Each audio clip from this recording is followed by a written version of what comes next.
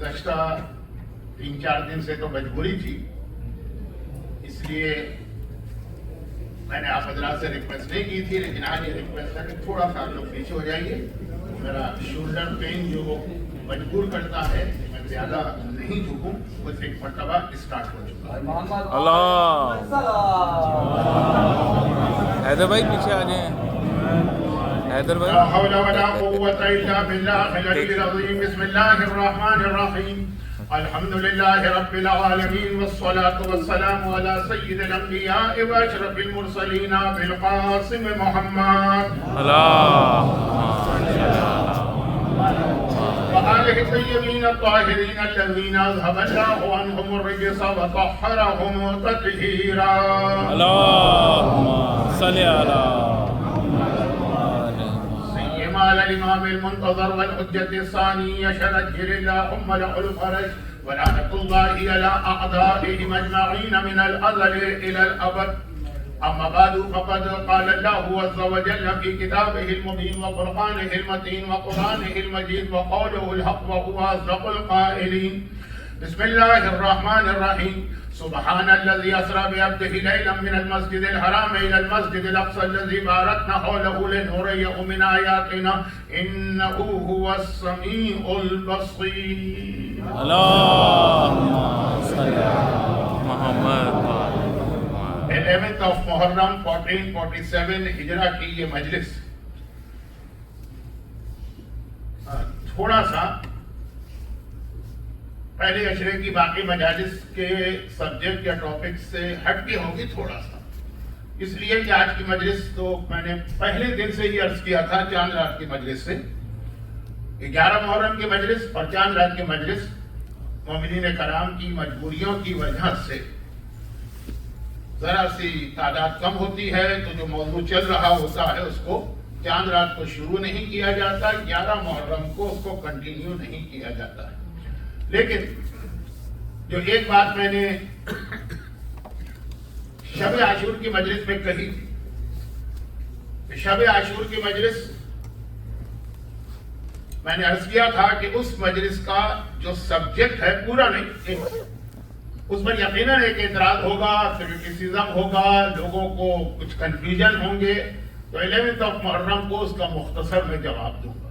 وہ مجھے پہلے سے معلوم تھا، کئی سالوں سے پتہ نہیں کیا ہوا ہے، قدرتی ایک پیٹرن بن جاتا ہے شب عاشور کی مجلس کا، اور 11th محرم کو اس کا جواب دینا پڑتا ہے. پہلے سے کچھ چیزیں آدمی کو پہلے سے معلوم ہوتی ہیں نا، کہ جیسے دو آدمیوں میں جھگڑا ہو رہا تھا، تو جھگڑا ہوتے ہوتے ایک نے دوسرے سے کہا کہ رک جاؤ ورنہ میں تمہیں ایسا پنچ ماروں گا کہ تمہارے 34 دانت ٹوٹ جائیں گے. 32 قریب کھڑے ہوئے کسی نے کہا کہ دانت تو 32 ہوتے ہیں. اب مجھے پتا تھا تم بھی بولو گے تو 2 دانت میں نے تمہارے پہلے سے اس میں شامل کر. تو کچھ چیزیں ایسی ہوتی ہیں کہ آدمی کو پہلے سے پتا ہوتا ہے کہ یہ ہونے والا ہے. لیکن اب اس سے پہلے کہ وہ جو ایک اعتراض ہمیشہ ہونا چاہیے، ہونا بھی چاہیے، میں یہ بھی عرض کر رہا ہوں ہونا بھی چاہیے، اور اس کا جواب بھی پھر آنا چاہیے، وہ آ رہا ہے. اس سے پہلے ڈسکلیمر کیا ٹیبو نہیں. وہاں میرے پاس لندن سے کسی کی ای میل آئی جو آن لائن مجلس سن رہے تھے، مولانا یہ ٹیبی ہے. میں نے کہا یہاں مجمع کچھ کہہ رہا ہے، آپ کچھ کہہ رہے ہیں، وہ ٹیبو ہے کہ ٹیبی ہے؟ نہیں، برٹش پروناؤنسیشن ٹیبو ہے. اب آپ یہاں آنے والے ہیں یہاں کے بعد تو آپ سمجھ کے آئیے گا، امریکن پروناؤنسیشن لے کے یہاں انگلینڈ میں نہ آئیے گا، بچے آپ کا مذاق اڑائیں گے. خیر جو بھی ہو، اس کے حوالے سے ڈسکلیمر. دیکھیے بہت سی چیزیں ایسی ہوتی ہیں کہ اگر کبھی کسی اسٹیج پر جا کر وہ میڈیکلی پروو ہو جائے تو مسئلہ چینج ہو جاتا ہے. اور جیسا کہ میں اس عشرے میں کئی بار یہ عرض کر چکا ہوں کہ بعض وجوہات کی بنا پر کچھ چیزوں کو سمجھانے کے لیے میڈیکل سائنس کی ایگزامپل دینا پڑتی ہے.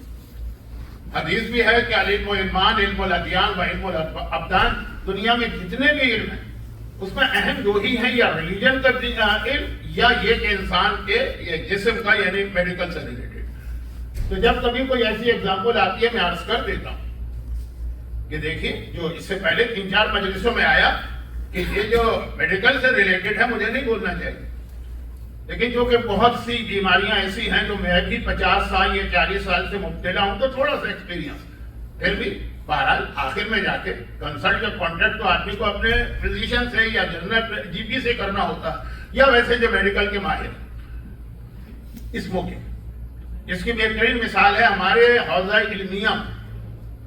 جب یہ مسئلہ سمجھایا جاتا ہے کہ حلال و حرام کا، تو اس میں کیٹیگری آتی ہے نا کہ مباح، یا چیز واجب ہے کرنا لازم، یا چیز حرام ہے چھوڑنا لازم، یا چیز مستحب ہے چھوڑ سکتے ہو لیکن بیٹر ہے کہ یہ کام کر، یا چیز مکروہ ہے کر تو سکتے ہو بیٹر ہے کہ نہ کرو، اور ایک مباح بالکل 50-50 برابر۔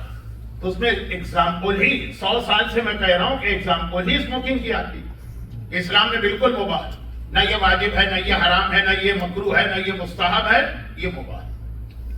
لیکن یہ اس وقت کی بات تھی کہ جب اسموکنگ کے حوالے سے کسی قسم کی کوئی ریسرچ نہیں، بلکہ جیسا کہ آپ کو معلوم ہے یہ بہت اہم موضوع ہے جو میں ایک جملے میں سمیٹ رہا ہوں، کیونکہ میرا اصل موضوع آج کچھ اور جو مومنین آ گئے ان کے ساتھ میں کوئی زیادہ زیادتی نہیں کرنا چاہتا، لیکن ایک چھوٹی سی یہ ایک طریقہ ہے ان لوگوں کا جہاں پہ آپ بھی بیٹھے ہیں، یہ پورا جو ایک سسٹم کہ پہلے ہمیں ایک چیز کا عادی بناتے، اور جب ان کو عادت ہو جاتی ہے تو کہتے ہیں نہیں یہ تو غلط چیز ہے، یہ نہیں ہونا چاہیے۔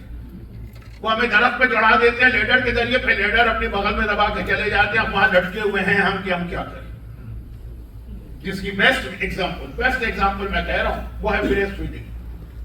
مجھے یاد ہے اپنا بچپنا ارلی 60 جو پاکستان میں یہ جو پاؤڈر ملک آیا تھا، وہ کتنے اس کے فضائل آ رہے تھے، ساری ملٹی نیشنل کمپنیاں تھیں جن کے پروڈکٹ تھے۔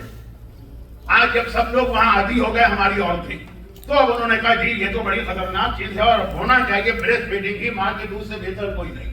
تو 2 نسلیں ہماری تباہ کر دی اسموکنگ، یہیں سے عادت ڈلوائی گئی نا۔ اب اس کے بعد کا اس کے اتنے سارے نقصانات، لیکن آپ کے علم ہے کہ اس وقت عراق میں یا ایجپٹ میں، عرب دنیا میں بہت زیادہ اسموکنگ کا رواج ہے اور وہ اس کو اتنا نقصان دہ نہیں سمجھتے، لیکن یہاں جو ایک ماحول بن گیا ہے اور میڈیکلی پروف بھی ہوا ہے، لیکن ابھی تک مراجع کا فتویٰ تو یہی ہے نا کہ جب تک کہ کسی کو اپنے بارے میں یہ پتہ نہ ہو یا واقعاً یہ 100% شیور نہ ہو، اور اب غالباً ہو چکا، اس وقت تک یہ اسموکنگ کو تو حرام تو نہیں کہیں گے، مکروہ کہہ سکتے ہیں۔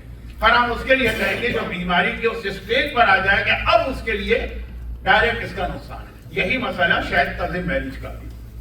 تو ابھی تک کی جو ریسرچ ہے، ابھی تک کی جو معلومات ہیں، اس پہ میں نے بہت ریسرچ بھی کی، کیونکہ جیسا میں نے عرض کیا نا کہ دنیا کے کچھ ملکوں میں یہ بینڈ ہے، لیکن کچھ، اور جہاں بینڈ بھی ہے تو وہاں پہ زیادہ سے زیادہ انہوں نے کہا یہ میرج انویلڈ ہے، اس کو کرمنل ایکٹ قرار نہیں دیا۔ صرف آپ کے یہاں کی آرٹ اسٹیٹ ہے جہاں یہ کرمنل ہے، لیکن باقی کہیں پر نہیں۔ تو یہ بات تو میں نے کہی تھی، ابھی تک کی جو معلومات ہے، اور اسلام کا جو ایک عام مسئلہ ہے۔ اہل بیت اطہار کے گھرانے کی 90% شادیاں قدیم میرج تھی، آپ کو بھی پتا ہے اور ہم کو بھی پتا ہے، لیکن اگر کبھی واقعا یہ چیز ثابت ہو جائے تو شاید مسئلہ اس وقت بدل جائے۔ لیکن وہ جو ایک میڈیا ماحول بناتا ہے پہلے، جو میں نے مثال وہ جو ماں کے دودھ کی یا بریسٹ فیڈنگ کی دی تھی نا، کہ پہلے جو ایک ماحول بناتا ہے نا، وہ بہت نقصان دہ چیز ہے، کیونکہ دجال کے آنے سے پہلے یہی ہوگا۔ اب یہ ایک الگ موضوع یہاں سے شروع ہو رہا ہے۔ تو ڈسکلیمر میرا یہ ہے کہ اگر واقعا میڈیکلی کبھی پروف ہو جائے تو مسئلہ پھر یقیناً اس وقت بدل جائے گا، ابھی تک تو یہ ثابت نہیں۔ اب آ جائیے، یہ تو ایک شب عاشوری کی مجلس میں یہ بات آئی تھی نا، اس سے ریلیٹڈ۔ اب اس سے پہلے کہ میں شب عاشور کی مجلس کا جہاں اینڈ ہوا تھا، عاشور کے دن تو پھر سوائے مصائب کی اور کچھ نہیں تھا نا، تو جو سبجیکٹ تھا نا اسی سے آج مجھے کنیکٹ کرنا ہے اپنے موضوع کو۔ اس کے لیے پھر ایک چھوٹی سی تقریر، اور یہ بھی ذہن میں رکھیے گا کہ آپ نے میری لاسٹ 3-4 اسپیچز میں دیکھا ہوگا کہ اس رات کو جو مصائب پڑھنا ہوتے تھے، میں خطبے کے بعد تھوڑا سا اس کی ایک تمہید باندھتا تھا۔ مصائب رات آخر مجلس میں آئیں گے، لیکن تھوڑا سا تذکرہ میں شروع میں کرتا تھا، ایک پریپریشن۔ آج بھی ایسا ہی، آج جو مصائب آنے والے اس سے ریلیٹڈ چھوٹی سی ایک بات ہے، اور وہ میرا اصل ٹاپک اس سے ہٹ کے نہیں۔ آیت میں نے قرآن کریم کی وہ تلاوت کی ہے جو بہت ہی مشہور آیت بھی ہے، اور یہ آیت وہ ہے جو ابھی میں ویسٹرن ماحول کی بات کر رہا تھا نا، کہ پہلے ایک چیز کہتے ہیں، بعد میں اپنا نظریہ بدل لیتے ہیں اور ہم اور آپ پھنس جاتے ہیں. یہ آیت مسلمانوں کی یہی ٹریجڈی بتا رہی ہے. یہ وہ آیت ہے جس میں 1400 سال سے شیعت ایک اسٹینڈ لے کے کھڑی ہوئی تھی اور تمام مسلمان ہمارا مذاق اڑا رہے تھے اور کہتے تھے کیسا نانسنس مذہب ہے. اور آج آپ دیکھیے اتنے آرام سے انہوں نے اپنا ڈائریکشن چینج کیا، بالکل ریورس ڈائریکشن، اور اس طرح شو کر رہے ہیں کہ جیسے وہ ہمیشہ سے اس بات کو مانتے تھے. لیکن 1400 سال میں سے کم از کم 1300 سال تک پوری شیعت ٹونٹنگ کا اور مذاق کا نشانہ بنتی رہی اس آیت کے اس اسٹینڈ پر جو امام نے ہمیں اور آپ کو دیا کہ دیکھو اس میں کمپرومائز نہ کرنا. اب وہ ہے کیا؟ یہ سورہ بنی اسرائیل کی پہلی آیت. اور سورہ بنی اسرائیل 15ویں پارے کا پہلا سورہ ہے، تو اس کا نام بھی اسی آیت پر ہے، سبحان اللہ. پاک ہے وہ ذات اسرا جو رات کے وقت لے کے گئی بے عبدہ ہی اپنے بندے من المسجد الحرام الی المسجد الاقصی، مسجد حرام سے مسجد اقصی کی جانب. راوی نے پوچھا مولا تو جس طرح اللہ اپنی قدرت بتا رہا ہے کہ دیکھو پاک ہے وہ اللہ جو اپنے بندے کو لے کے گیا، تو مسجد اقصی تک جانا تو کوئی اتنا کمال نہیں. امام نے فرمایا تم کیا سمجھ رہے ہو؟ کون سی مسجد اقصی؟ یہ دنیا والی نہیں. کہا یہ مسجد اقصی سے مراد ہے 7ویں آسمان پر جو بیت المعمور ہے، اس کا نام مسجد اقصی. دنیا میں 2 کعبے، دنیا میں نہیں، یونیورس میں 2 کعبے. ایک اوریجنل اور ایکچوئل کعبہ ہے جو 7ویں آسمان پر ہے، جسے بیت المعمور کہا گیا، جس کے قرآن نے سورہ طور میں قسم کھائی اور بعض دعاؤں میں بھی آیا ہے. بیت المعمور وہ اصل کعبہ ہے، اسے مسجد اقصی بھی کہا گیا. کیوں؟ اقصی عربی کا لفظ ہے جس کے معنی سب سے دور، سب سے دور. جو دنیا جو کائنات کا سب سے آخری ہے، اس کے آگے کچھ نہیں. اقصی کے یہ معنی، اقصی عربی کا لفظ ہے سب سے دور، کانچوں کے وہ سب سے دور ہے، آخری 7ویں آسمان کے آگے تو کچھ نہیں ہے نا، اس لیے اس کا نام مسجد اقصی. تو وہ ایک کعبہ اور ایک کعبہ دنیا میں. یہ کعبہ جو ہے نا یہ کاپی ہے، کیا کہیں گے انگلش میں، ریپلیکا. اس کعبے کی کاپی اس دنیا میں بنائی گئی. اور ہسٹری بھی یہی، جب آدم اس دنیا میں آئے تو کہا خدا بندہ بس ایک افسوس ہے کہ وہ کعبہ چھوٹ گیا جو جنت میں جس کا میں طواف کرتا تھا. خدا نے کہا یہاں بنا لو کعبہ. جس فلسفی اور لاجک پر ہم لوگ تعزیے بناتے ہیں یا شبی بناتے ہیں روزوں کی، وہ یہی کعبے کی فلسفی. کہا کہ کعبہ چھوٹ گیا، زیارت نہیں کر پا رہے، وہاں جا نہیں پا رہے، فی الحال یہاں اس کی ایک شبی بنا لو. یہ شبی ہے، یہ کعبہ جو اس وقت دنیا میں، اور اس کے چاروں طرف بھی ایک مسجد. اس مسجد کا نام ہے مسجد الحرام. حرام مانے احترام. اور وہ کعبہ اس کے چاروں طرف بھی ایک مسجد ہے، اس کا نام ہے مسجد اقصی. اب ادھر زیادہ ڈیٹیل ہو گئی جس کی فی الحال ضرورت نہیں تھی، تو جلدی سے میں، کیونکہ مسجد اقصی سن کر ہمارے ذہن اس مسجد اقصی کی اہمیت کو کم نہیں کر رہا ہوں، لیکن قرآن جس کو کہہ رہا ہے وہ 7ویں آسمان کی مسجد ہے. سبحان الذی اسری بعبدہ لیلا من المسجد الحرام الی المسجد الاقصی. پاک ہے وہ پروردگار جو اپنے بندے کو اس دنیا کی مسجد الحرام سے اس 7ویں آسمان کی مسجد تک لے کر گیا. کیوں لے کے گیا؟ مقصد کیا اس سفر؟ لنریہ من آیاتنا، تاکہ اسے دکھائے من آیاتنا، اپنی نشانی. انہ هو السمیع البصیر، اللہ سمیع اور بصیر، نشانی دکھا. اب 1400 سال سے کیا مسئلہ تھا؟ 1300 سال تک معصوم نے کہا کہ اس بات میں کوئی کمپرومائز نہیں کرنا کہ ہمارا جب جو رات کے وقت آسمانوں پر گیا تو فزیکل اس باڈی کے ساتھ گیا. اور جو کہ اس زمانے کی سائنس کہتی تھی یہ امپاسبل، اسپیس ٹریولنگ ہو ہی نہیں سکتی. وہ آسمان کو جو ہے سالڈ چیز مانتے تھے، جیسے یہ چھت ہے. کہا کیسے کوئی آدمی جائے گا، یہ تو ٹکرا کر رک جائے گا یہاں پہ. اس کے لیے یا تو اس کو توڑا جائے، آسمان کو توڑا جائے تو قیامت آ جائے. تو پھر کیا ہوا؟ کہا سائنس کہتی ہے امپاسبل ہے، تو ہم قرآن کو چینج کریں گے اکارڈنگ ٹو سائنس. تو اب یہ پیغمبر کی فزیکل وہاں پہ یہ ٹریولنگ نہیں تھی. پیغمبر یہاں سو رہے تھے، صرف پیغمبر کی روح گئی تھی خواب میں. تو خواب میں تو پتہ نہیں ہم کہاں ہو کے آ جاتے ہیں. کتنی معراجیں ہمیں خواب میں ملتی ہیں، خاص طور پر اگر آپ نے رات کو ماش کی دال یا مونگ کی دال کھائی ہو تو عجیب و غریب قسم کے خواب آتے ہیں نا. تو کہ یہ کیا کمال ہے، اس کو خدا کہے کہ میں پاک میری عظمت کو دیکھیں. امام نے کہا دیکھو جو 4 چیزوں کا انکار کرے گا وہ سب کچھ ہو جائے گا, ہمارا شیعہ نہیں رہے گا, وہ ہمارا شیعہ نہیں رہے گا, نکل جائے گا شیعہ سے. جو 4 چیزوں کا انکار کرے, اور پہلی چیز ہی اس میں تھی ہمارے جد کی معراج جسمانی, جسم کے ساتھ گئے. سائنس کچھ کہتی ہے, سائنس کا مذاق نہیں اڑانا ہے, لیکن سائنس جو کہ انکمپلیٹ ہے, ابھی تو ریسرچ ہوتی رہے گی. امام نے کہا کہ جسم کے ساتھ گئے, اور اس کے بعد باقی 3 چیزوں میں سے 2 چیزیں تو بڑی خطرناک ہیں, اس کو مومن ڈائجسٹ نہیں کر پاتا. کہا دوسرا یہ ہے کہ منکر و نکیر کے قبر میں سوال, اور تیسرا ہے عذاب قبر, اور چوتھا ہے ہماری شفاعت. اب یہ پوری ایک حدیث, ایک مجلس ہے, تو آج تو ویسے ہی وقت کم ہے, اور میرا ٹاپک بھی ہر صورت میں کل آنے والا کل نیکسٹ ڈے مجھے مکمل کرنا ہے, تو میں جلدی سے آگے بڑھ رہا ہوں کہ امام نے اسٹینڈ لیا. خیر یہ لفظ امام کے لیے ٹھیک نہیں, ہم سے کا اسٹینڈ. دنیا مذاق اڑا رہی. سائنس کہتے ہیں جاہل لوگ ہیں, سائنس کے اگینسٹ جا رہے ہیں, کہنے سارے مسلمان تو اپنے آپ کو چینج کر گئے کہ سائنس کہتی ہے کہ پاسبل نہیں ہے, تو کہتے ہیں ہاں پاسبل نہیں. لیکن آج آپ دیکھیے تو یہ تو اس طرح سے مسلمان آیت کو پیش کرتے دنیا کے سامنے جیسے ہمیشہ سے وہ اس نظریے اور اس عقیدے کو ماننے والے, جو کہ اسپیس ٹریول آج کل بچے کا فیل ہو گیا. خیر تو اب خلاصہ یہ ہے کہ قرآن نے کہا اس کا مقصد کیا, اللہ کو. اور بہت مشہور کیونکہ یہ شب معراج کی جو ہمارے یہاں محفل ہوتی ہے, گھر کے وہ خود اپنی جگہ ایک ڈاؤٹ فل مسئلہ ہے کہ شب معراج کی ڈیٹ کیا چھوڑ دی, لیکن اللہ نے کہا لے کے گئے تو مقصد کیا تھا, لے نورہم من آیاتنا, اپنی سائن دکھانا, سائن آف اللہ وہ دکھانا. تو اللہ کی سائن تو اس دنیا میں جگہ جگہ پھیلی ہوئی, ہر چیز اللہ کی سائن ہے, پتھر بھی اللہ کی سائن ہے. وہ قرآن کی آیتیں میں کوٹ نہیں کرنا چاہتا, کہانی سب سے بڑی نشانی دکھانا, سب سے بڑی سائن. اور وہ کیا ہے, مولا کا مشہور جملہ ہے, انا آیت اللہ الکبریٰ, اللہ کی سب سے بڑی بگیسٹ نشانی میں ہوں. اور اللہ کا رسول آسمان پہ اس لیے گیا تھا, بہت یہ پورا الگ میرا عشرہ ہے معراج, دبئی میں لوگوں نے سنا ہوگا, پورا میرا 10 مجلسیں بھی کم ہے, لیکن میں کسی اور نتیجے پہ آپ کو لے جانا چاہ رہا ہوں, بالکل آپ کے لیے انیکسپیکٹڈ ہوگا. کہا کہ اللہ, میں اللہ کی سب سے بڑی نشانی ہوں, آیت اللہ الکبریٰ. میرے لیے اللہ کے رسول کو لے جایا گیا, یعنی ولایت علی کے لیے.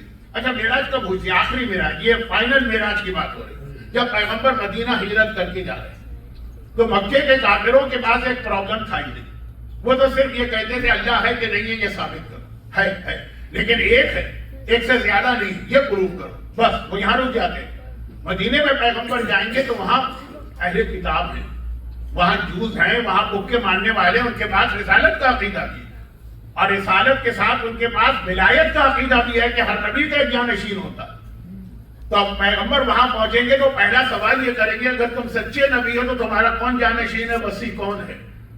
لیکن آج بھی شیعت کے اوپر الزام لگایا جاتا کہ انہوں نے یہ عقیدہ وصی ہونے کا وہ فلاں عبداللہ ابن سبا یہودی سے لیا تھا کیونکہ یہ ان کا عقیدہ.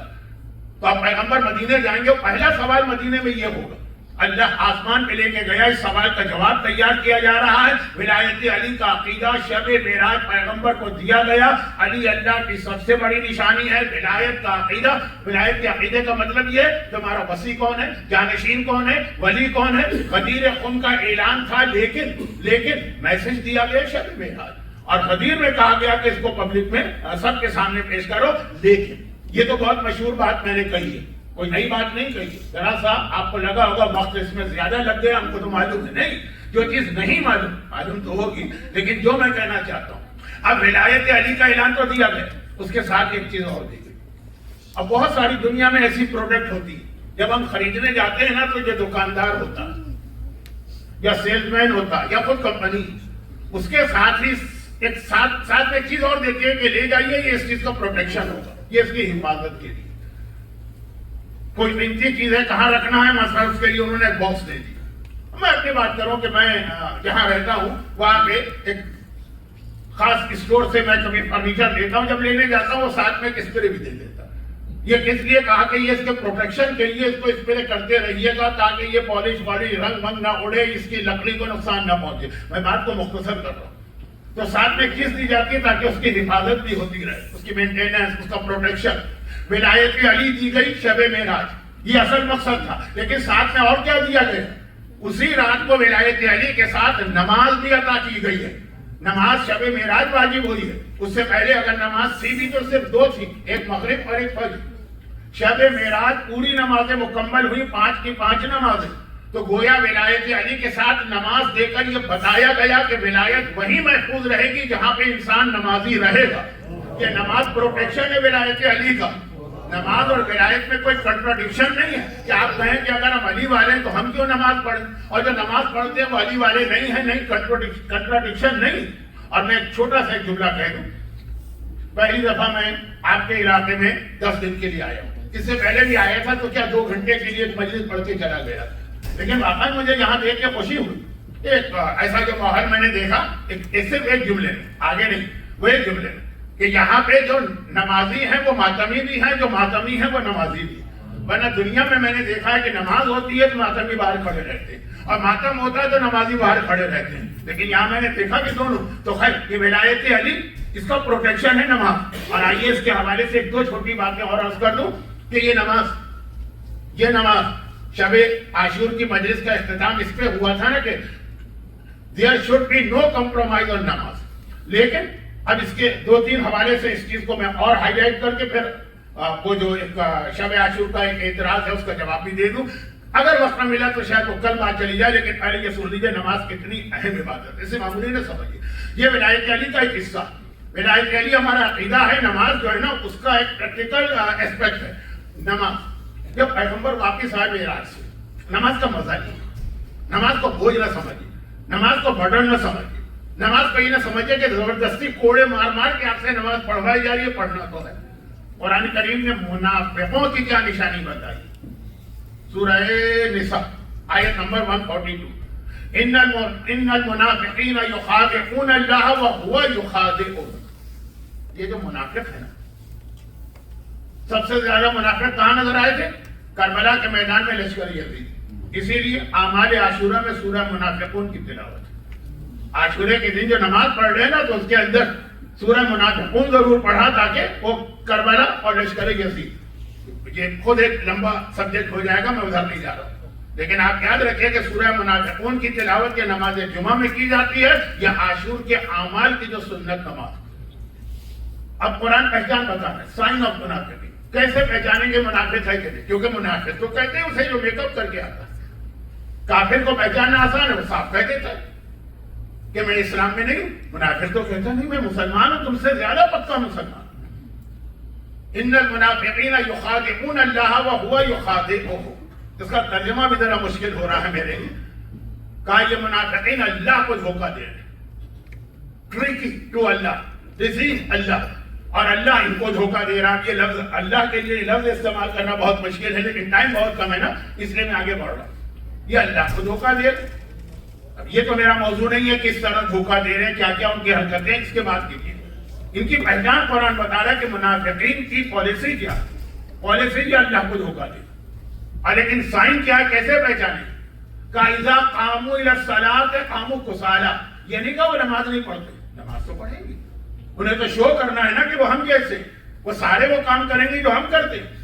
اگر وہ یہ کام نہیں کریں گے تو بالکل ڈفرینشیٹ ہو جائے گا، یہ الگ ہے، یہ الگ، تو وہ ہمارے بیچ میں آ کے ہم جیسے بنیں گے تو نماز پڑھیں گے، لیکن قاموا کسالى کا بہت ہی سستی سے، کسالہ لیزینس کے ساتھ پڑھ تو رہے ہیں نماز، انداز سے ہی لگ رہا زبردستی پڑھ رہے ہیں، کھڑا کر دیا گیا ان کو، سب لوگ نماز پڑھ رہے ہیں، تو یہ اگر 2 آدمی الگ کھڑے رہیں گے تو فوراً نگاہوں میں آ جائیں گے، یہ بھی آ کے کھڑے ہو گئے۔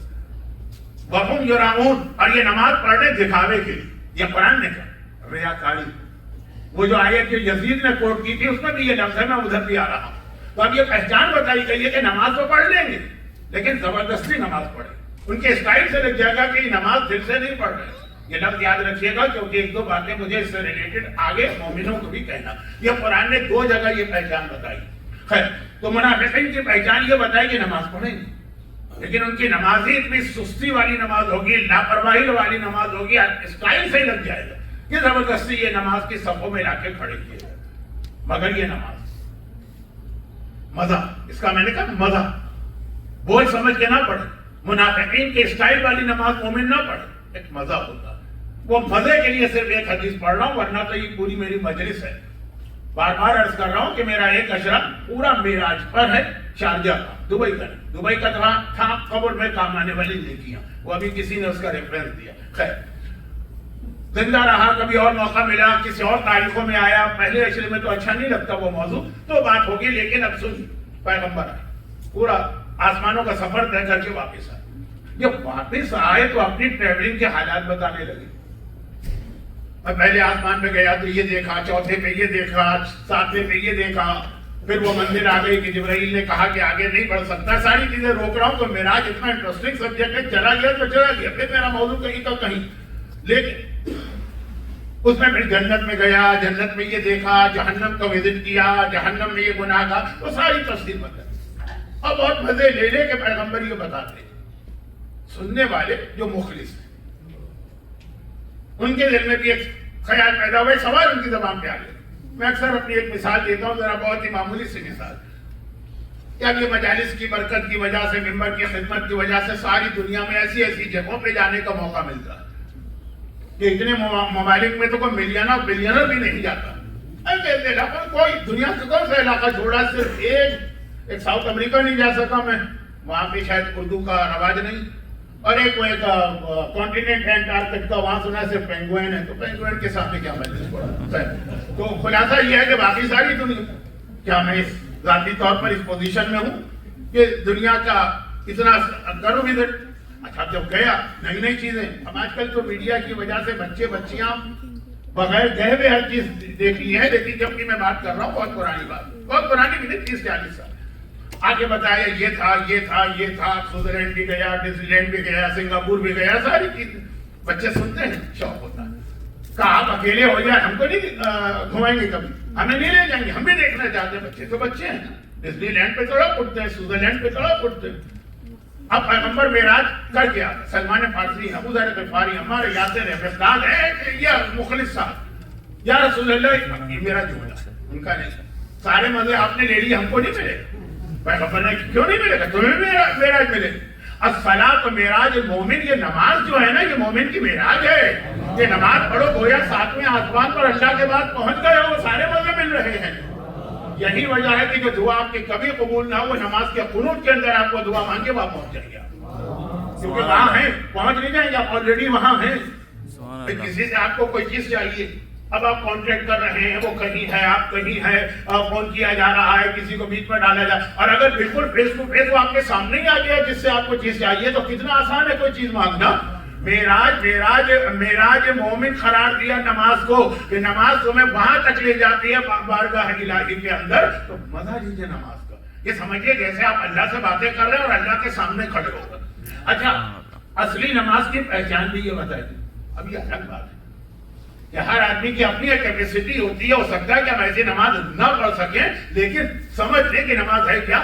ایک مثال یہ دی کہ جب نماز پڑھو تو بس یہ سمجھو کہ جیسے تم اللہ کے سامنے اور اللہ کو دیکھ رہے ہو، بالکل سامنے، آمنے سامنے، فیس ٹو فیس. کہا کہ فرزند رسول، یہ امام کی حدیث، یہ تو بہت مشکل. تو کہا کم از کم یہ سمجھ لو کہ اللہ تمہیں دیکھ رہا. اسی طریقے سے نماز پڑھو جیسے اللہ تمہیں دیکھ رہا ہے، تم نہیں دیکھ پا رہے لیکن اللہ تو تمہیں دیکھ رہا ہے نا. یہ جملہ بہت اہم جملہ. اگر میں بہت ہی مختصر ایک بات ابھی کروں، گرچہ میرا ارادہ اس کی تفصیل میں جانے کا ہے، لیکن لگ رہا ہے کہ شاید آج ٹائم نہ بچے. بہت ہی مختصر بات کروں کہ مثلا ہماری خواتین، اللہ ہم کو دیکھ رہا ہے، بال بھی نظر نہ آئے، کڑھائی بھی نظر نہ آئے، نماز کے مسائل ہیں نا. تو اب یہ امام نے کہا کم از کم ایٹ لیسٹ ایسے نماز تو پڑھ لو کہ جیسے تم اللہ کے سامنے کھڑے ہو، تم اس کو نہیں دیکھ رہے لیکن وہ تمہیں دیکھ رہا. جب آپ کو پتا چل جائے کہ آپ کی مانیٹرنگ ہو رہی ہے، یہ کیمرے ویمرے کے سامنے آگے آدمی کیسے پاگل ہو جاتا ہے. اور اس کے بعد یہ جو CCTV ہے، تو اس نے تو بہت سے بدماشوں کو شریف کر دیا اس CCTV نے. تو کہا کہ تم اس طرح نماز پڑھو. اب یہ نماز کے مختلف پہلو تو بتائے جا رہے ہیں، لیکن جہاں تک میں آپ کو لے جانا چاہ رہا ہوں وہ کوئی اور منزل ہے. وہ کیا؟ وہ یہ کہ اذان جو ہے وہ ہم اذان دیتے ہیں. اذان کے اختتام پہ ایک لفظ آتا ہے حیا علی خیر العمل. حیا علی خیر العمل، بہترین عمل کی طرف. مجلسوں میں ریگولر آنے والے ہر مومن کو پتا ہے کہ اذان میں یہ جملہ غدیر خم کی اذان میں شامل کیا گیا. غدیر کا قافلہ جا رہا، پیغمبر کو قافلہ روکنا. اس زمانے میں روکنے کا طریقہ یہ تھا اذان دلوا. اذان دو گے سب پورا قافلہ رک جائے. لیکن جو اذان سنی لوگوں نے تو پہلی مرتبہ ایسی اذان سنی، پہلے تو سمجھے شاید بلال حبشی نے غلطی سے یہ کہہ دیا، انسان ہے نا، غلطی سے کبھی کہنا کچھ ہے، زبان پہ کچھ اور آ جاتا، لیکن بلال نے وہ جملہ ریپیٹ بھی کیا، ایک بار نہیں اذان میں حی علی خیر الامل، 2 بار ہے نا، ریپیٹ بھی کیا۔ اب پتہ چل گیا کہ غلطی سے بلال کی زبان پہ نہیں آیا، ان کو انسٹرکشن بہترین عمل کی طرف آؤ، اور بہترین عمل کیا تھا؟ من کنت مولا کا اعلان، اس اعلان کی وجہ سے قافلے کو روکا گیا اور اس کی تیاری کرائی گئی اذان میں یہ جملہ شامل کر کے۔ تو اب یہ بھئی غدیر کے قافلے کو روکا گیا نا، ہمارا تو آج کوئی قافلہ نہیں ہے نا، ہم کو تو نہیں روکنا، پھر بھی کہا یہ اذان میں جملہ کہو تاکہ قیامت تک یہ جملہ سن کے تمہیں ولایت علی اور من کنت مولا یاد آتی رہے۔ ہر اذان کا ہر حی علی خیر الامل یاد دلاتا ہے کہ علی تمہارا مولا ہے، علی تمہارا مولا ہے۔ سبحان اللہ۔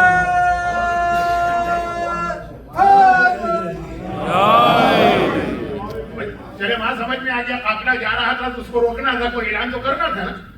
آج تو کوئی قافلہ نہیں جا رہا، آج تو ہم کو نہیں روکنا، پھر بھی یہ جملہ بتا رہا ہے کہ یہ جب سنو کہ جملہ علی کی ولایت یاد آ جائے۔ اب ایک بات اعلان ہوا بہترین عمل، اور جیسا میں نے کہا کہ خالی غدیر میں نہیں، اب قیامت تک کے لیے اذان میں یہ ہے نا بہترین عمل، بہترین عمل۔ اب ہم انتظار کر رہے ہیں ولایت کے لیے، لیکن ہم انتظار کر رہے ہیں کہ بہترین عمل کی بات کہی گئی تو وہ کیا ہمارے سامنے کیا عمل آ رہا؟ جیسے مثلا اگر آپ کے سامنے کوئی بہت عجیب قسم کا، آج یہ جو کھانے ہوتے ہیں نا ریسٹورانٹ میں، آج کل تو ان کے عجیب و غریب قسم کے نام ہوتے ہیں، پہچاننا مشکل ہوتا ہے کہ کیا چیز پک آ گئی ہے۔ وہ چائنیز کھانوں کے نام، وہ فرینچ بھی بہت مشہور ہے، مینیو کے اندر عجیب غریب نام ہوتے ہیں۔ ہم نے کہا ٹھیک ہے بھائی، ہم نے آرڈر دیا، دیکھیں سامنے آتا کیا۔ کبھی پتا چلتا ہے جیسے ماؤنٹین چکن ہم نے منگوا لیا چائنا میں، پتا چلا وہ مینڈک کو کہتے ہیں فراک کا ماؤنٹین چکن، تو بہت بڑا چکن ہوگا نا تو بہت ہی مزیدار ہونا چاہیے۔ اب وہ نام کچھ تھا، جو چیز سامنے آئی پتا چلا کہ وہاں چائنا میں ماؤنٹین چکن کہا جاتا ہے فراک کو یا مینڈک کو۔ تو اب توقع ہوتی ہے نا کہ آپ نے کہا میں نے فلاں چیز کہی یا مجھ سے کہا گیا فلاں چیز آ رہی، تو جو چیز آئے گی وہ وہی ہوگی، لیکن الٹا ہو جاتا ہے کبھی۔ اب یہاں دیکھیں کہا گیا بہترین عمل کے لیے آؤ، حیا حیا حیا۔ آج کل ہم لوگ یہ کہتے ہیں اور صحیح کہتے ہیں حیا علی العزا، حسین کی عزاداری کے لیے آؤ، یہ چاند رات کو ہماری اذان ہوتی ہے حیا علی العزا، لیکن خیر بہترین عمل۔ اب ہم نے کہا شاید ہم کو بٹھا کر، ذرا میری نیت کو دیکھیے گا، الفاظ کو نہیں، شاید ہم کو بٹھا کر مولا کا کوئی قصیدہ سنایا جائے گا، ولایت کا اعلان ہے نا حیا علی خیر الامل، شاید مولا کے کچھ معجزات سنائے جائیں گے، کہا بہترین عمل کی طرف آؤ یعنی ولایت علی، تو اب یہ ولایت علی سے ریلیٹڈ کوئی بات ہوگی، شاید غدیر کے واقعات سنائے جائیں گے۔ ہم انتظار کر رہے ہیں کہ حیا علی خیر العمل کہہ کے اللہ نے ہمیں مصلی پہ کھڑا تو کرا دیا، اب اس کے بعد آگے آ رہا ہے، معلوم ہم انتظار کر رہے تھے۔ میں ان کا انکار نہیں کر رہا ہوں، لیکن میں کہہ رہا ہوں کہ دیکھیے اسلام کا میسج کہ نہ قصیدہ سنایا گیا، نہ غدیر کی بات ہوئی، حیا علی خیر العمل کے بعد کیا کہا؟ اللہ اکبر، نماز شروع کرو، حیا علی خیر العمل غدیر خم ہے، اور غدیر خم کا جو پریکٹیکل افیکٹ ہے نماز ہے، تو خود حیا علی خیر العمل کے لیے چھٹے امام کی حدیث، یہ ہمارے دادا کی ولایت ہے، اور اس کے بعد حیا علی خیر العمل کے بعد نماز پڑھانا یہ بتا رہا ہے کہ یہ نماز ولایت علی کا عملی پہلو ہے، ولایت علی کا پریکٹیکل افیکٹ ہے، یہ نماز ہی ولایت علی کو بچانے والی ہے، یہ نماز ہی ولایت علی کو سمجھانے والی ہے۔ کیسے؟ اب سوال یہ کس کیسے؟ میں ممبر پہ آ گیا، مجھے بولنا اس وقت آ رہا ہے، میری زبان نہیں لڑکھڑائی تو جو دے چاہ میں کہتا چلے گا، کوئی دلیل بھی ہونا چاہیے، ہاں یہ ولایت کو سمجھانے والی نماز، مسجد بھری پڑی، باہر تک لوگ ہیں، اب آپ باہر، آپ کو جگہ نہیں ملی، آپ کو باہر جگہ ملی، آپ کو نظر نہیں آ رہا امام جماعت کیا کر رہا ہے اس وقت، آپ نے دیکھا سب لوگ رکوع میں، آپ نے رکوع میں جھک گئے، کیوں؟ آپ نے کہا امام رکوع میں ہو، میں کیسے پتا؟ تم نے تو امام کو نہیں دیکھا، تم تو باہر کھڑے ہو، تم نے تو آخری سب کو دیکھا، کہا کہ نہیں جب سب لوگ جھکے ہوئے ہیں تو یہ امام کے پیچھے نماز پڑھ رہے ہیں نا، امام رکوع میں گیا ہوگا تو یہ لوگ رکوع میں گئے ہوں گے۔ آپ آئے مسجد، آپ نے دیکھا سجدے میں پڑے لوگ، آپ باہر ہیں، آپ کو نظر نہیں آ رہا، امام نظر ہی نہیں آ رہا، مجمع اتنا، لیکن آپ نے سجدے میں چلے گئے کہ وہ امام سجدے میں ہوگا تب سب لوگ گئے۔ یہی ولایت علی ہے کہ جو علی کر رہے ہیں وہی تمہیں کرنا ہے، اور تم نے دیکھا نہیں ابھی علی کو، لیکن دیکھ رہے ہو کہ علی کے پیچھے والوں کا ایکشن کیا ہے، تم نے کہا امام بھی اسی حالت میں ہوگا، تمہیں بھی وہی حالت اختیار کرنا ہے۔ یہ نماز ہے جو ہمیں بتاتی ہے کب جھکنا ہے، کب کھڑا ہونا ہے، کب بولنا ہے، کب خاموش رہنا ہے۔ مغرب کی نماز میں الحم زور سے پڑھو، ظہر کی نماز میں الحم آہستہ سے پڑھو. لیکن خواتین کے لیے کہا گیا کہ اگر نامحرم آواز سن رہا تو وہ نمازیں بھی آہستہ پڑھو جو مرد زور سے پڑھتا. یہی ہے ولایت علی. جو علی کہیں جہاں کھڑا کر دیں کھڑے ہو جاؤ، جب بٹھا دیں بیٹھ جاؤ، جب لٹا دیں تو لیٹ جاؤ، جب بولنے کی اجازت دیں تو بولو، جب خاموش رہنے کی بات کریں تو خاموش ہو جاؤ. اسی کا نام ولایت ہے. ولایت اس کا نام ہے کہ جو امام کہتے جائیں وہ تمہیں کرنا ہے. تو نماز، ہر نماز ہمیں ولایت علی کی عملی ٹریننگ دیتی ہے کہ اس طرح سے پڑھنا ہے. اور یہی وجہ ہر مومن یا مومنہ کہتا ہے نا کہ اللہ نے ہمیں اولاد دے دی، اور کچھ ہو کہ نہ ہو، بس یہ محب اہل بیت رہے. اولاد چاہے بیٹا ہو چاہے بیٹی ہو، ہر ایک کی تمنا ہوتی ہے محب اہل بیت رہے. اب ذرا دیکھیے اسلام ہم کو یہ کس طرح سے پیغام دیا ہے. بڑوں کو نماز سکھاتے رہیے، وہ سیکھنے کو تیار نہیں، سناتے رہیے، وہ سننے کو تیار نہیں. اور اگر زیادہ بدتمیز قسم کے لوگ ہیں تو کہتے ہیں کہ نماز کا مطلب ہے آپ فضائل اہل بیت کے منکر ہیں. ارے ان دونوں کے اندر کیا ربط ہے کہ نماز کی بات کا مطلب ہے فضائل کے منکر؟ لیکن ایک ایسا اسٹیج بھی آ جاتا ہے نا ذہن میں. میں یہ چیزیں بتانا نہیں چاہتا کیونکہ وقت میرے ہاتھ سے نکل رہا ہے، لیکن ایک بات کہہ رہا ہوں. اچھا یہ تو ہو گیا دینی اعتبار سے ہر آدمی کی خواہش. جو دیندار لوگ ہیں نا کہتے ہیں بس اور کچھ ملے کہ نہ ملے، اولاد پیدا ہوئی ہے مرتے جمتے کہ علی والی ہے، وہی پیارے بیٹھ رہے ازادار حسین کا، یہی خواہش. دنیاوی اعتبار سے مجھے یہاں کا تو پتہ نہیں، لیکن ہمارے ہندوستان اور پاکستان میں جو میں نے پرسوں رات کو کہا کہ ہر ایک کو اپنا بیٹا ڈاکٹر بنانا تھا کہ انجینئر بنانا تھا، اور اتنا پریشر ڈالا جاتا ہے بچوں کے اوپر کہ بچے سوسائڈ پہ سوسائڈ کرتے ہیں. اب کراچی یعنی پاکستان میں تو ذرا سا بچے جو ہیں وہ بہت ان میں کانفیڈنس آ گیا ہے. ورنہ مجھے یاد ہے جس زمانے میں گریڈ 10 کا ایگزام دیتا تھا، رزلٹ آنے کے دن کراچی میں ایک پل ہے بیٹی جیٹی جس کے نیچے سمندر بہتا، وہاں پولیس کا پہرا لگتا تھا، کیونکہ رزلٹ میں جو بچے فیل ہو جائیں کہ ایک بڑی تعداد وہاں سے جمپ لگا کے سوسائڈ کر لیتی. اب تو خیر نہیں، اب تو کوئی پرواہ نہیں ہے بچوں کو، لیکن انڈیا میں ابھی بھی میں کیس سنتا ہوں. تو اب یہ ہے کہ کیوں کہیے کہ اتنا والدین کا پریشر ہے کہ اس کو انجینئر بنانا ہے، ڈاکٹر بنانا ہے، چارٹرڈ اکاؤنٹ بنانا ہے، جو بھی. اب یہ ساری آپ کی دنیاوی خواہشات، وہ آپ کی دینی خواہش. اسلام کی کیا خواہش؟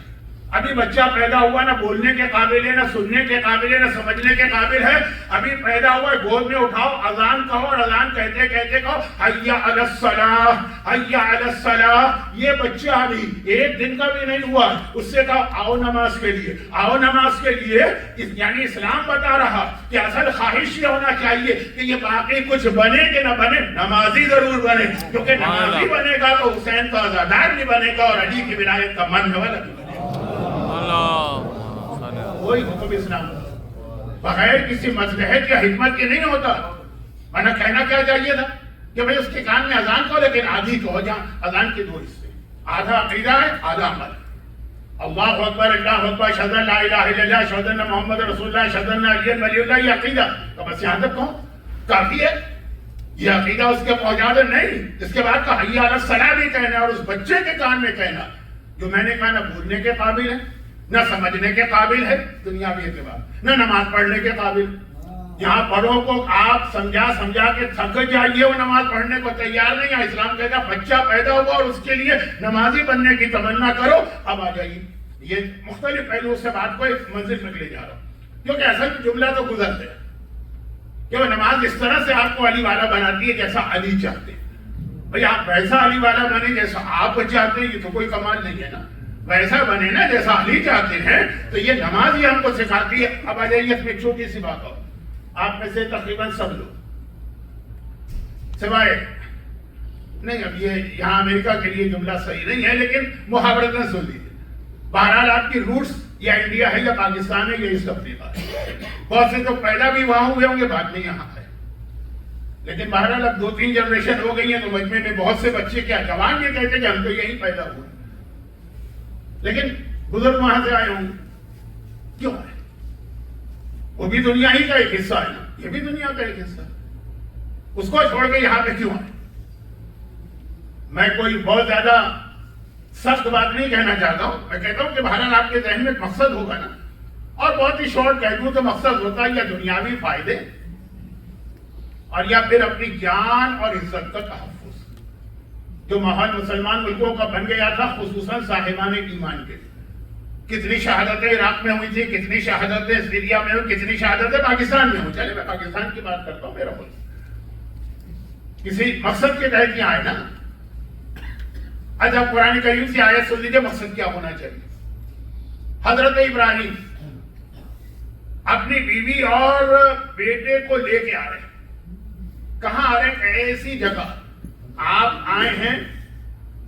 ذرا میں اپنے جنم بھومی یعنی پاکستان کی توہین نہیں کرنا چاہتا, بہت اچھا ملک ہے, لیکن بطور مثال کہہ رہا ہوں کہ آپ اپنے حساب سے آئے ہیں ایک اس جگہ کو چھوڑ کر جس سے اچھی جگہ آپ کو ملی.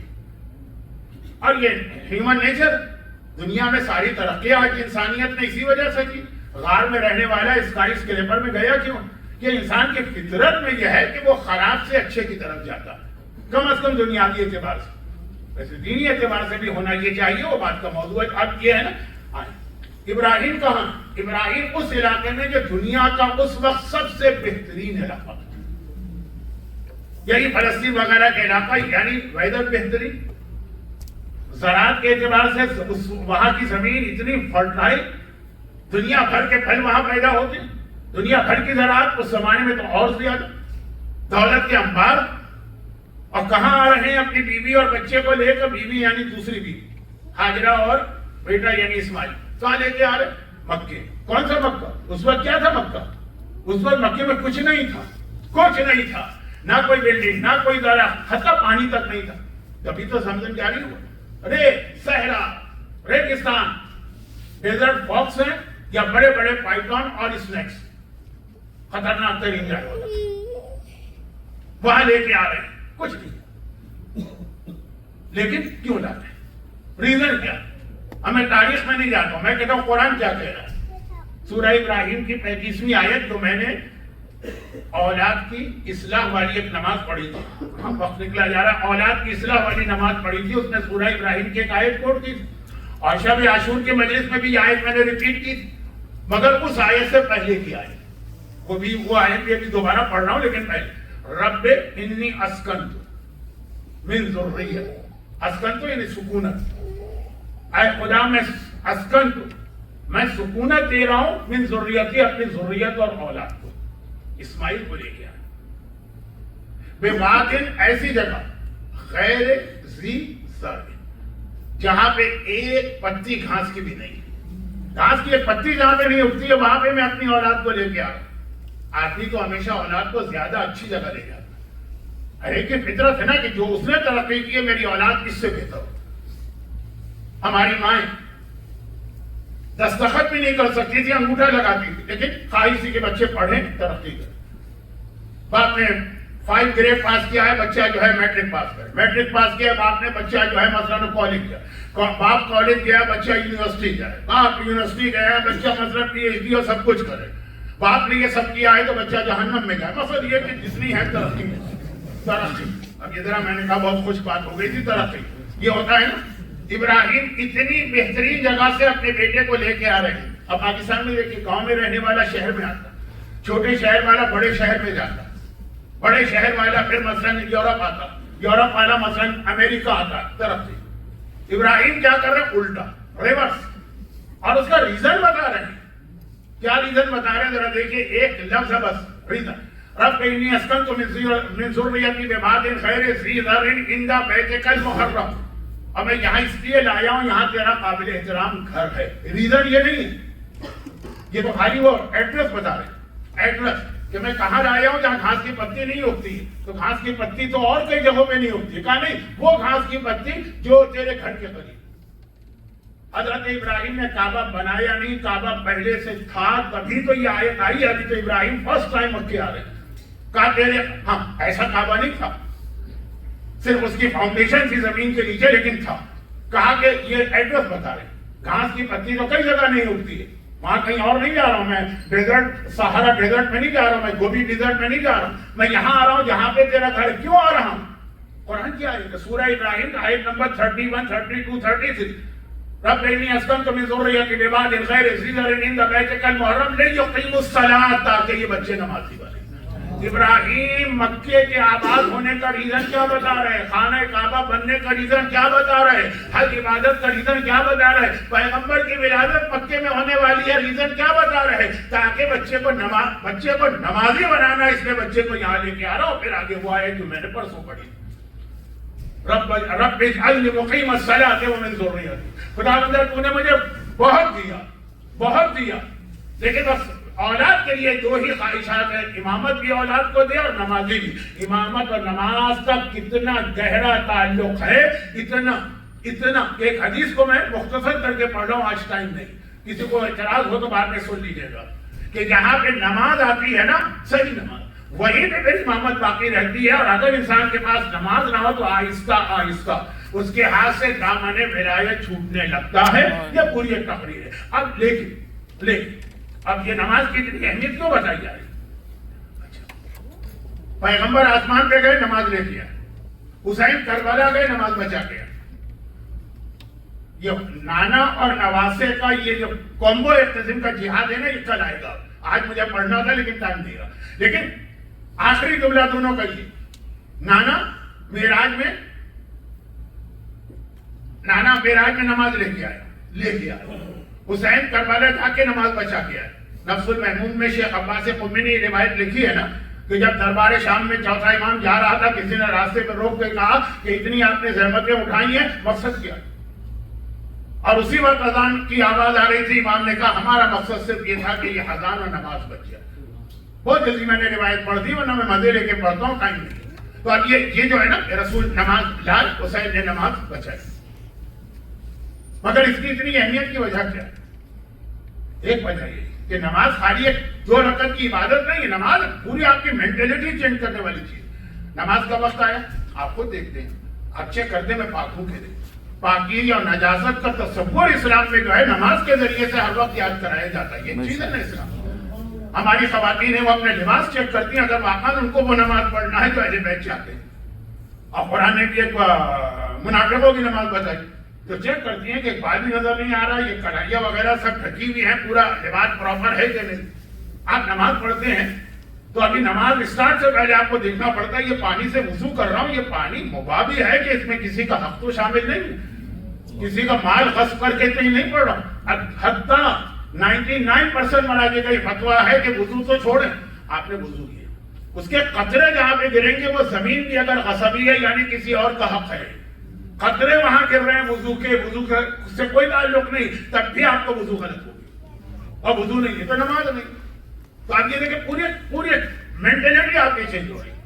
اس میں حقوق الناس بہت اہم ہوگا۔ اچھا آپ کہیں گے کہ کسی اور کی زمین باپ نہیں چھوڑی، باپ مر گیا، 2 بھائی تھے، ایک بھائی نے قبضہ کر لیا، دوسرے بھائی کو محروم کر دیا، یہ بھائی جو اپنے باپ کی آدھی میراث کا حقدار تھا، یہ حرام ہو گیا اس کے لیے مکان نہ، بہنوں کا حصہ نہیں دیا جاتا، بھائیوں کا نہیں دیا جاتا۔ دنیا کے کچھ ملکوں میں الٹا ہوتا، جتنا ملنا چاہیے تھا مثلاً بیٹی کو اس سے زیادہ مل گیا، قصبی ہو۔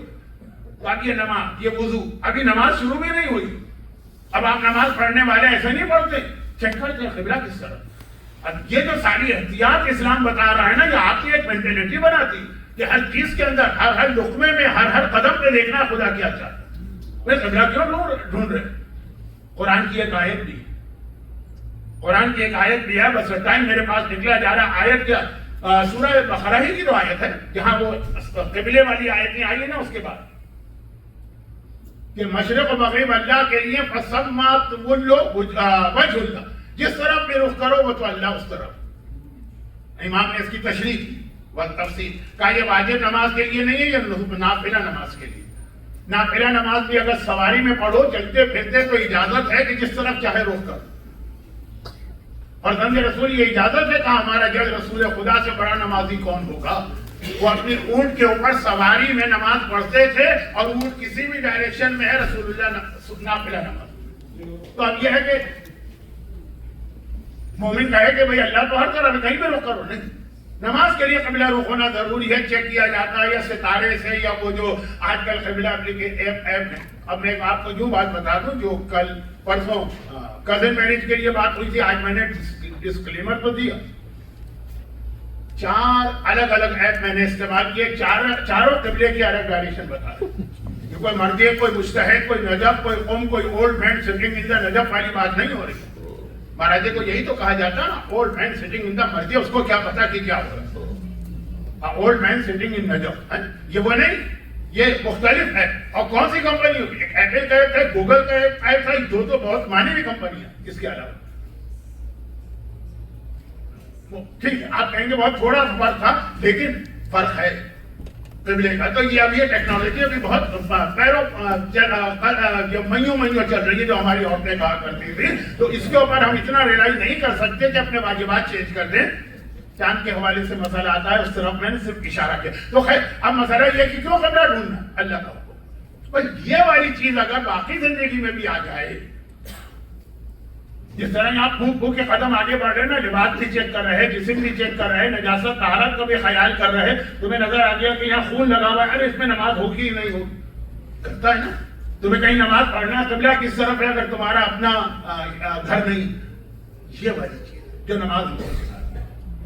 مگر یہ حسینی نماز ہے، یہ غدیری نماز ہے، اور ایک یزیدی نماز ہوتی ہے جو میدان کربلا میں پڑھی جا رہی تھی.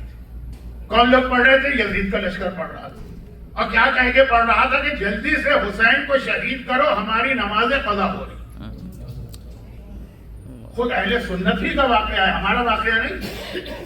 کہ ان کے کسی عالم سے اسی زمانے میں کسی کوفے والے نے جا کے پوچھا کہ میں نماز پڑھ رہا تھا، نماز کے بعد میں نے دیکھا کہ میرے کپڑے پہ مچھر کا خون لگا. اب میں پریشان ہوں، میری نماز صحیح ہو کہ غلط ہو گئی. سر پیٹ لیا ان عالم نے. کوئی شیعہ عالم نہیں ہے، اور اس زمانے کے میں تو شیعت تھی کہاں کھلی ہوئی. سر پیٹ لیا، رونے لگے. کہا کہ میں نے مسئلہ شریف پوچھا جو پیش آ سکتا. آپ کی نماز پڑھ کے آپ نے دیکھا بھائی تھوڑا سا خون لگا. کہا کہ اے ظالموں، مچھر کا خون تمہارے کپڑے پہ لگ گیا تو اتنے پریشان ہو، اور حضرت رسول کا خون بہا کے آ رہے ہو، اور ایک لمحے کے لیے نہیں سوچ رہے کہ کیا گناہ ہے کبیرہ کر لیا. یہ ہے یزیدی نماز. مچھر کے خون کی اتنی فکر ہے کہ یہ خون کا ایک قطرہ بھی لگے تو نماز ہے کہ نہیں ہے. کائنات کا پاک و پاکیزہ طاہر و مطہر جو آئے تطہیر کی سند لیے ہوئے طہارت کے اعتبار سے، وہ بات نہیں. ان کے لیے کہا قرآن نے فویل للمصلین، ان نمازیوں کے لیے جہنم کا عذاب. میدان کربلا وہ مرحلہ جہاد آ گیا جس کا تعلق اب حسین سے نہیں ہے، زینب سے. یہ اپنی نمازیں جلدی پڑھنے کے لیے کہ جی وہ نماز قضا نہ ہونے پائے، پورے خاندان کو شہید کر چکے. اب یہ لاشیں جلدی ریتی پہ پڑے، یہ کیسے دفن؟ یہ تو انشاءاللہ آخری مجلس جو کل ہے اس میں مصائب آئیں گے. مگر ابھی لاشیں زمین کربلا پہ پڑے اور 11 محرم کا قافلہ تیار ہوگا. اسی میں ایک جملہ آتا ہے نا کہ وہ شہیدوں کے سر جمع کیے جا رہے تھے تاکہ انعام لیا جائے، تو اصغر کا سر نہیں ملا. وہ مسائل میں ریپیٹ نہیں کرنا چاہتا، لیکن اس کے لیے چھوٹی سی دلیل دے دوں. روایتوں میں کبھی اختلاف بھی ہو جاتا ہے نا، کوئی عالم کہتا ہے یہ روایت صحیح ہے، کوئی کہتا ہے وہ صحیح ہے. سب کا ایک بات پہ اتفاق ہے کہ جناب علی اصغر زری میں آقا حسین کے ساتھ دفن ہے. اب یہ ذرا سا اگر اختلاف ہے تو اس پر ہے کہ وہ کہاں دفن ہے زری. کچھ علماء کہتے ہیں کہ آقا کے پائتی علی اکبر ہیں اور ان کے برابر میں علی اصغر ہیں، بڑا اور چھوٹا بھائی دونوں سائڈ بائی سائڈ حسین کے پائتی. اور کچھ کہتے ہیں نہیں، علی اصغر آقا حسین کے سینے سے لگا کے دفن کیا، مگر ہیں اسی ذریعے. یہ سب مانتے ہیں. اور یہ بھی روایت ہے کہ حسین نے علی اصغر کو ٹیلے کے پیچھے لے آ کے دفن کیا. دو روایتیں کیسے جمع ہوں گی؟ اسی طرح سے جو میں نے مسائل میں پڑھا. حسین نے دفن وہاں کیا، زمین کھود کے شمر نے وہاں سے نکالا، کٹا سر لے کے گیا، باقی لاشیں کو وہیں چھوڑ گیا جہاں باقی لاشیں تھے. پھر کل مسائل سنیں گے کہ سجاد نے آ کے کس طرح 11 محرم کا قافلہ تیار ہوا. اور ایک مرتبہ حکم دیا جا رہا ہے کہ سارے کٹے سر جو شہیدوں کے ہیں یہ نو کے نیزہ پہ بلند کیے. یہ آگے آگے چلیں گے، پیچھے پیچھے سواریاں ہیں. ان سواریوں کے مسائل میں نے چاند رات کی مجلس میں پڑھ لیے تھے، لیکن ابھی تھوڑا سا رب ملا. اب وہاں پہ ایک مسئلہ یہ پیش آ گیا کہ جب یہ کٹے ہوئے سر نوکے نیزہ پہ بلند کیے جا رہے ہیں تو آگے آگے چلانا. ایک سر ہے جسے 3 مرتبہ نوکے نیزہ پہ بلند کیا گیا, وہ تینوں مرتبہ زمین کربلا پہ یہاں تک کہ ہمارے ساتھ کہنے لگا کہ بھئی ہمیں دیر ہو رہی, کوفے پہنچنا ہے, حاکم کا دربار, وہاں جا کے انعام لینا ہے, یہ تو بہت دیر ہو رہی. سپاہیوں نے کہا کہ اس سر نیزے پر رک ہی نہیں رہا. تو اس نے کہا اچھا قولی تو ایسا کر, یہ کٹا سر اپنے گھوڑے کی طرف کے پاس. اور جب قولی کا گھوڑا کربلا سے کوفہ گیا اور راستے میں چلا اور دوڑتا تھا, تو جب کبھی بھی وہ سر جھکا کے دوڑتا تھا, یہ کٹا سر زمین سے ٹکرا کر. کربلا کے واقعے کے بعد کسی نے مولا سجاد سے پوچھا تو مولا وہ کس کا سر تھا؟ مولا نے آنکھیں جھکا کے کہا وہ میرے چچا بالفضل عباس کا. راوی نے کہا مولا سارے سر نوکے نیزہ پہ بلند ہو گئے, عباس کا سر کیوں بلند تھا؟ مولا نے کہا تجھے کیا پتا میرا چچا کتنا غیرت, جس نے کبھی گھر کے صحن میں بھی اپنی بہنوں کو ننگے سر نہ دیکھا, کیا نوکے نیزہ سے وہ یہ منظر برداشت کر سکتا ہے کہ میری بہنیں ہیں بلوہ عام میں نامحرموں کے درمیان ننگے سر جا رہے؟ حسین عباس برداشت نہ کر سکتا, اور حسین بھی برداشت نہ کر سکا, کیونکہ اب یہ قافلہ چل کے کوفے میں داخل. آج کے مسائل ہیں کوفے میں داخل ہو رہا ہے قافلہ.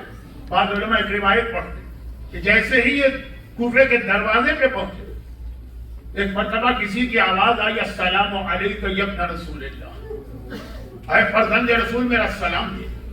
زینب گھبرا گئی, یہ دشمنوں کا شہر ہے, یہاں ایسا کون آ گیا کہ جو میرے بھائی کو اتنے احترام سے سلام کر رہا؟ دائیں دیکھا بائیں دیکھا, یہ سلام کون کر رہا؟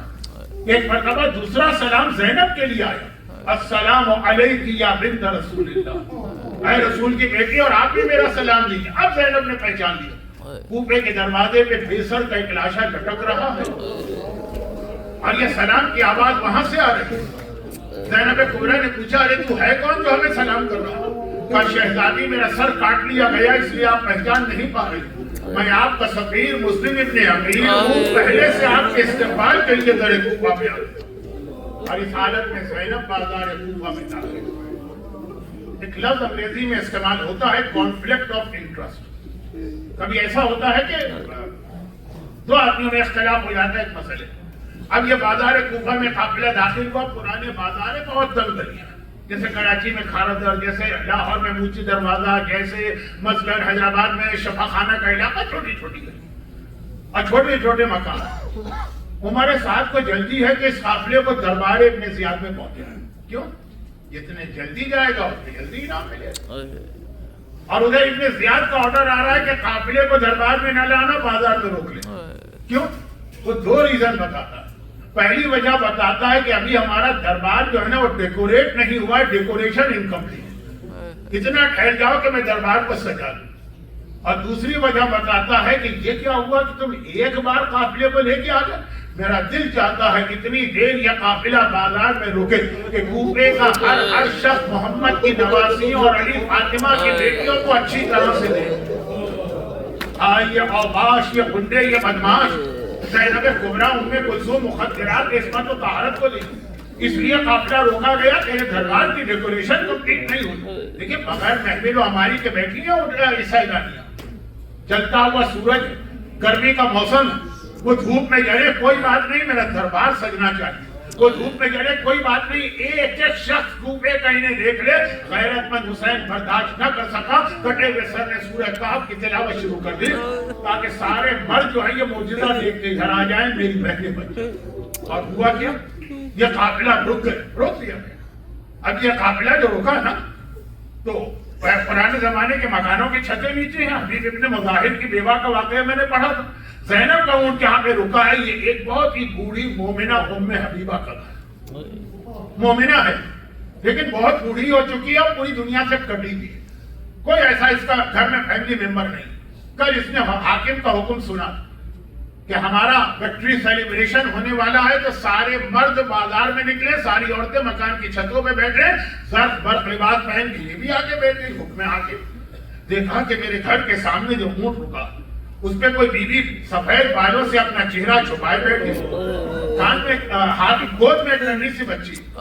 اب وہ بچی کون ہے سمجھ میں نہیں آ رہا, لیکن اس کے کان پہ جمع ہوا خون تو یہاں سے بھی نظر آ رہا, رخسار کے تماچوں کے اور نیل کے نشان تو یہاں سے نظر آ رہا. اور پھر دیکھا بچی نے سر اٹھایا, کہا پھوپھی اماں یہ تو سارا نانا کے کلمہ پڑھنے والوں کا شہر ہے, کیا یہاں بھی مجھے پانی نہیں مل سکتا؟ میرا کلیجہ پھونکا جا رہا.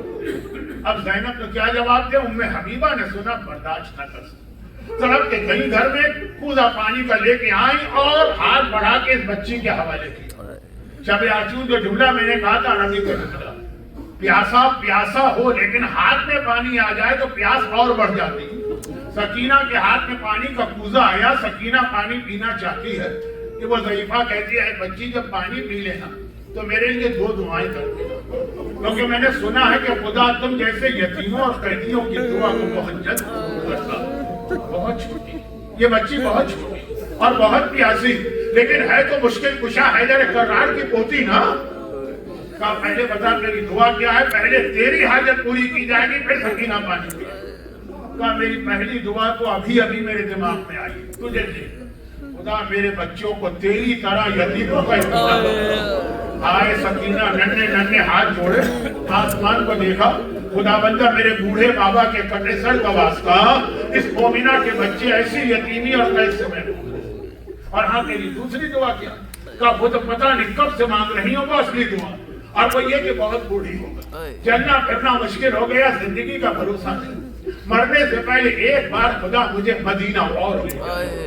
ادھر سکینہ تو دعا مانگنے لگی, ادھر زینب نے دشمنوں کے شہر میں اپنے شہر کا نام سنا, چونک کے سر اٹھایا, کہا کہ اے ضعیفہ مدینہ کیوں جانا چاہتی ہے؟ لوگ کہیں گے نا روضہ رسول, مدینہ کیوں جانا چاہتی ہے؟ کہا مدینہ میرے آقا علی کا شہر ہے, میری شہزادی فاطمہ کا وطن ہے.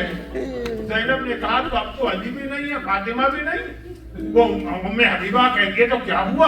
ارے علی کا بیٹا میرا آقا حسین تو ہے, فاطمہ کی بیٹی میری شہزادی زینب تو ہے, بیوی کی زیارت کو جاؤ. زینب نے کہا خالی نام سنا ہے کہ زینب کو پہچانتی تھی. کہا کیسی باتیں کرتی, پہلے تو جب تک طاقت تھی ہر سال بیوی کی زیارت کو جایا کرتی تھی, میں اور زینب کو نہ پہچانوں. بس یہ سننا تھا. زینب نے دائیں بائیں دیکھا, کوئی نامحرم تھا ہی نہیں, سب کٹے سر کے پاس, حسین کے کٹے سر کے پاس ہیں. زینب نے چہرے سے بالوں کو ذرا سا اٹھایا. آج کا جو آخری جملہ ہے نا, یہی جملہ کل کی مجلس کا بھی آخری جملہ بنے گا, بھی میں کہہ رہا ہوں. زینب نے ایک مرتبہ چہرے سے بالوں کو ہٹایا. اے ام حبیبہ غور سے دیکھ کے پہچان لے, میں ہی فاطمہ کی بیٹی زینب ہوں, زینب ہوں, زینب ہوں. آخری جملہ اب آ رہا. ام حبیبہ کی نگاہ زینب کے کھلے بالوں پر پڑی, فاطمہ کی رسیوں پہ پڑی, زینب کے چہرے پہ پڑی. بے اختیار کہا شہزادی آپ کی چادر چھن گئی, آپ کے ہاتھوں میں رسی بن گئی. ارے میرا آقا عباس کہاں چلا گیا؟ عباس کے ہوتے ہوئے عباس کی بہن کیسے تھے؟